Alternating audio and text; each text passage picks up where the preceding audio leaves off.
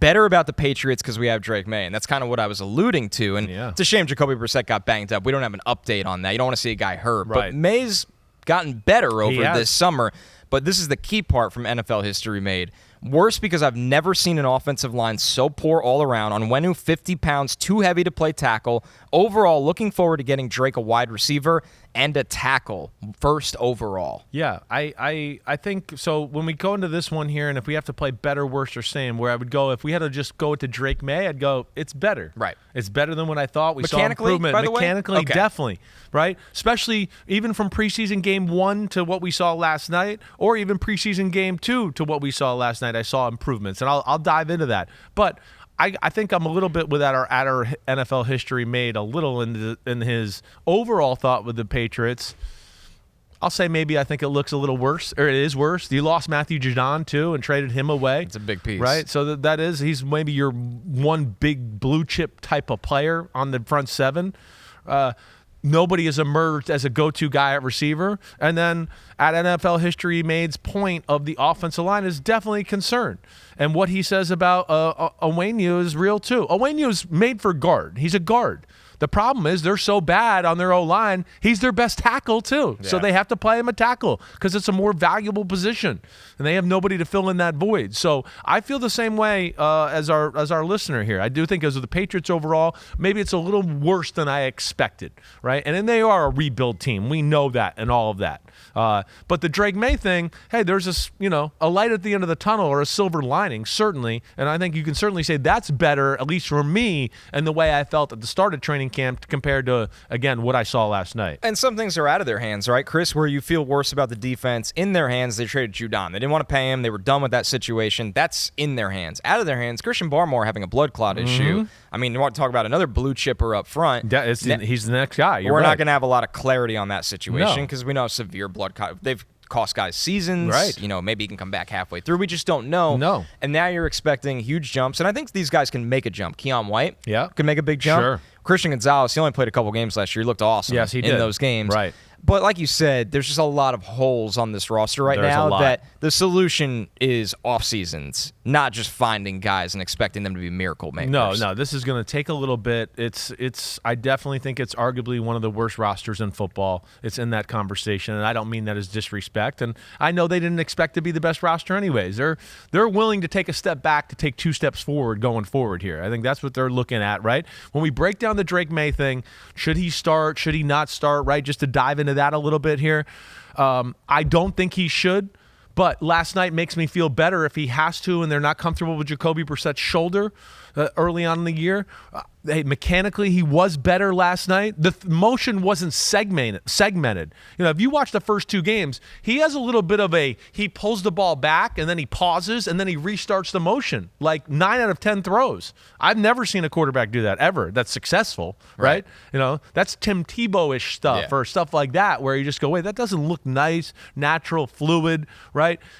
But he still has work to do, in my opinion. You even saw last night, again, that was against 3rd and 4th stringers, and he did good, and he made some great throws, and he was better in the pocket.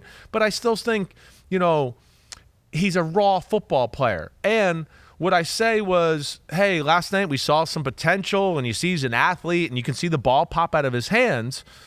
But at the same time, and I know I'm a guy that always says, hey, let's play them. Let's get them out there. They need to start. They need to get ready.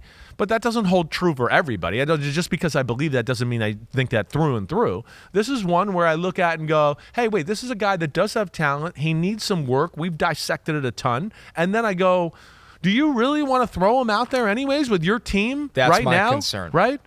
In Cincinnati to start the week 1, who's on a mission to win the Super Bowl this year? Division's not easy, by the way. Anarumo? Yeah. The training wheels will be off. It's not going to be like, cover 2 every play or cover. It's going to be like, there's going to be 3 different defenses before he says set hut in the regular season. I said this to Florio today. Rookie quarterbacks have had it basic and easy so far. Now it's going to be like, preseason football was blue 48. Oh, it's Tampa 2. Cool. Blue 48 set hut, right?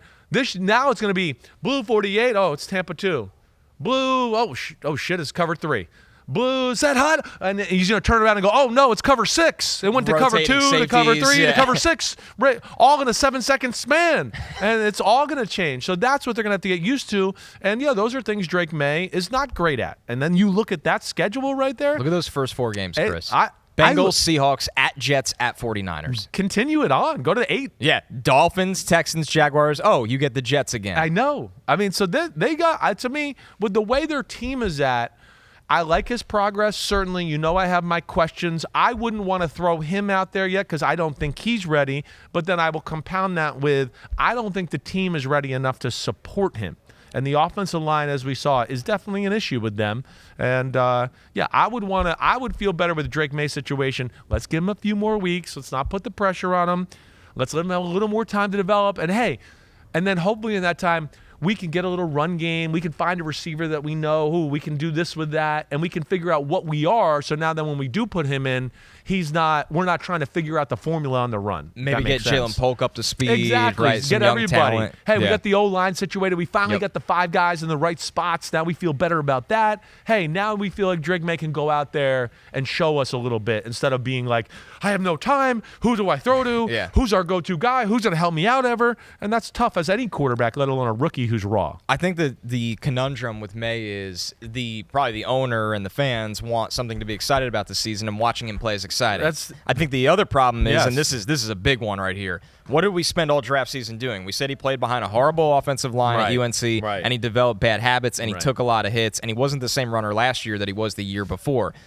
What if those things just all repeat the cycle the first 8 weeks of the season here in the pros? Like, that's not what you want with your investment at the 3rd overall pick. So that's a fine line to walk for everybody involved. I think so. I think you do that and you throw him out there like you're talking about and do all that too. It's not going to give him a chance to maybe staple or stamp home some of these technical issues that he's fixing. You get out there in week 1, he's just going to be in survival mode. Yeah, you got to be an athlete. So then he might, some of the things I've worked on with my throwing motion, that's out the window because I'm just trying to survive and make the game. Oh, I was thinking about footwork, but I'm not a machine with it yet, and now I'm out here live bullets, and no, the hell with my feet. I'm just trying to survive, right? So those are the things I think they need to protect him from to a degree. Agree with you. They're saying the right things, and they need to. And then, of course, they're protecting themselves because the first 2 picks in front of them and Bo Nix have looked phenomenal, right? And I think that puts more pressure on it, and the fan base wants more because of that too. They're going, look at Caleb Williams, look at Jaden Daniels, look at Bo Nix. They're all awesome. They're starting. Yeah. Our guy's the 3rd pick. Why wouldn't he be starting too? McCarthy was great before he got hurt. McCarthy looked really damn good. So there's that wanting there, and I'm sure the organization wants that too, but hey, it's a long race, as we know. Don't rush it out and ruin it all here early on in his career just to prove a point to the draft pundits or the fan base, right? Yo, what's up? Thanks for watching, homies. You know it's the off-season, but there's no off-season with Chris Simms Unbuttoned. It's the NFL. It goes all year around, all right? So hit subscribe, please, to hear my thoughts on your favorite team, your favorite quarterback, and, hey, how this season might unfold as we get ready for the 2024 season. We got a better picture, clearer look now that the draft is over, free agency. We know who's playing quarterback for certain teams. So, again, thanks for watching, and remember to subscribe. Peace out, homies. Check you out soon.